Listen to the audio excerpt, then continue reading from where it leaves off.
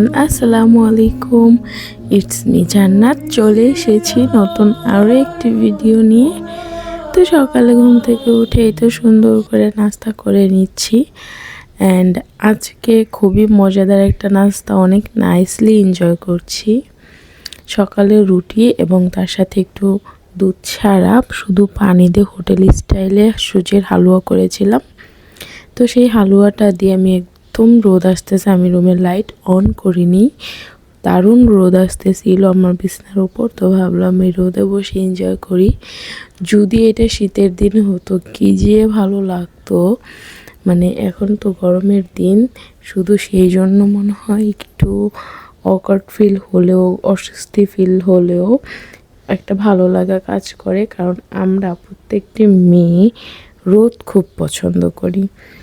আমার ঘরটাতে আলো বাতাসে ভরপুর থাকবে এরকম আমরা ভীষণ পছন্দ করি। তো আমিও অবশ্যই এটার ব্যতিক্রম না। আপনাদের সাথে কথা বলতে বলতে আমার একটা রুটি প্রায় খাওয়া শেষ। অ্যান্ড রুটি যদি খাই আমি, তাহলে একটা আমার এনাফ, কারণ আমি রুটি বেশি খেতে পারি না। ভাত হলে একটু, তরকারিটা মজা হলে একটু এক্সট্রা খাই, বা একটু ঠেসে ঠেসে যেতে যেতে একটু বেশি খেতে পারি। কিন্তু রুটি আমার পক্ষে একটার বেশি খাওয়া কখনো সম্ভব হয় না।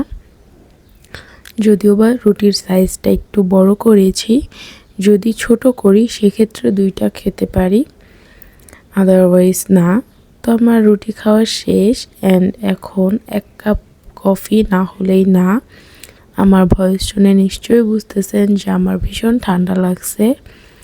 তো রুটি চা কফি খেয়ে দেন হচ্ছে যে থালা বাসনগুলো ধুবো, এগুলো ধুবো। এই সাইডে গরম পানি বসাইছি, আজকে রান্নাঘরটা একদম ক্লিন করব, একদম তেল কাস্টে এগুলো সব কিছু ক্লিন করব। তো পানি বসাই রেখে আমি থালা বাটিগুলো ধোয়া শেষ করে চলে এসেছি বাহিরে, একটু করলার গাছ লাগাবো।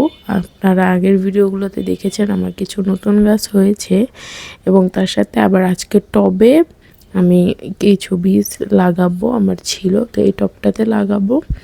টবে আগে থেকে কিসের জানি একটা গাছ হয়েছিল, সেটা আমি তুলে ফেলে দিব।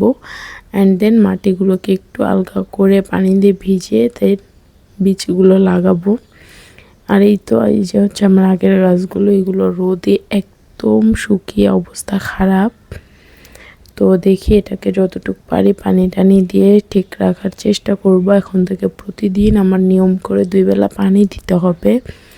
যেই পরিমাণের গরম আর যে পরিমাণের রোদ, এইগুলোতে আমার গাছ ঠিক থাকা সম্ভব না।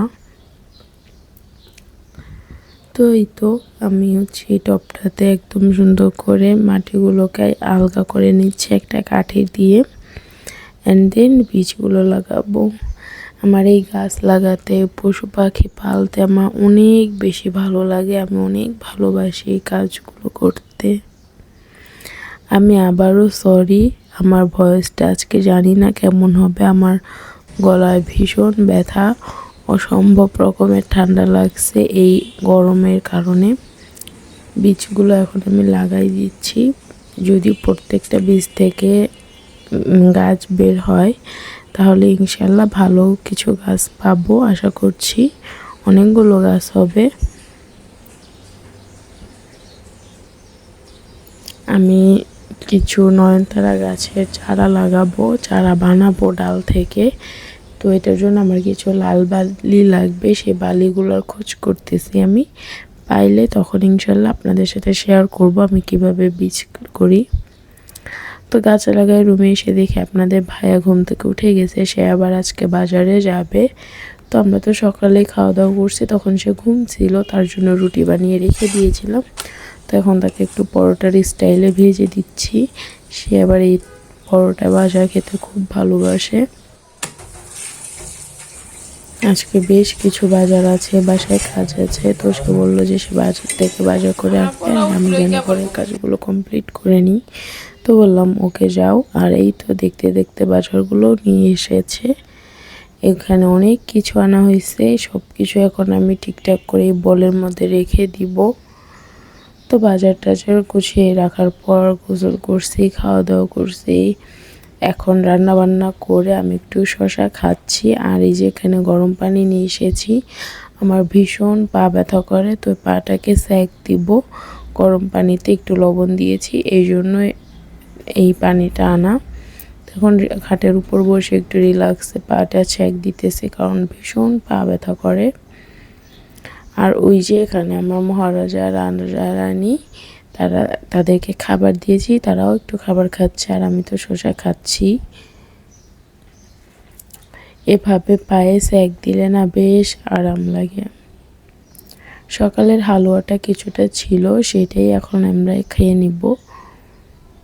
এটা বিকালের নাস্তা বলতে পারেন। হালুয়াটা অনেক বেশি মজা হয়েছিল, ট্রাস্ট মি। দুধ দিইনি, কিন্তু বোঝা যাচ্ছিল না যে এখানে দুধ দেওয়া হয়নি। তারপর হচ্ছে আপনার তেমন বাদামও দিইনি, শুধু কিশমিশ। এই তো এখানে রাতের জন্য রান্না করেছি। আমি আর আমার হাজব্যান্ড যাবো আজকে আমার আম্মুর বাসায়। আমাদের দাওয়াত বলতে কি, আমার হাজব্যান্ড আমার আম্মুকেও দেখতে যাবে, আম্মু অসুস্থ। তো এখানে আমার শ্বশুর শাশুড়ির জন্য রান্না করে রেখে গেছি। আর বাজার থেকে যে লতি আনছিলাম আর শাক আনছিলাম, সেটা আমার শাশুড়ি মা বেছে দিচ্ছিল। এখানে দুপুরের ডাল ছিল, আর ছোট মাছ আর করলা ভর্তা করেছি তাদের জন্য। দেন এই তো রিক্সায় বের হয়ে গেলাম আম্মুর বাসায় যাওয়ার জন্য। আমি রিক্সায় যাচ্ছি অ্যান্ড আমার হাজব্যান্ড হেঁটে যাচ্ছে। এই তো মহারাজা, সে যাচ্ছে, আমি আবার তাকে ডাক দিলাম একটু। সে হেঁটে যাচ্ছে, কারণ ওই সাইডে একটা আছে, ওখানে কি জানি বলে বেকারি, ওই বেকারি থেকে সে একটু বিস্কিট নেবে, সেজন্য ওদিকে গিয়েছিল। আর আমি এই সাইডে দাঁড়াই ছিলাম। দেন সে আসলো, একসাথে আমরা বাসায় চলে এসেছি। আর এসে দেখি কত মজার মজার রান্না, কী রান্না করছে সেগুলো আপনারা দেখতে থাকেন। আমি ভিডিওটা এখানেই শেষ করছি, চলে আসবো নতুন কোনো ব্লগ নিয়ে। ততক্ষণের জন্য আপনারা ভালো থাকবেন, সুস্থ থাকবেন। অবশ্যই আমার চ্যানেলটাকে সাবস্ক্রাইব করে দিবেন। ভিডিওটা কেমন লাগলো কমেন্ট করে জানাবেন। অ্যান্ড সবাই আমাদের জন্য অনেক বেশি দোয়া করবেন। ইনশাআল্লাহ ভালো থাকবেন, সুস্থ থাকবেন। দেখা হবে আবার নেক্সট একটা ব্লগে। Tata, by.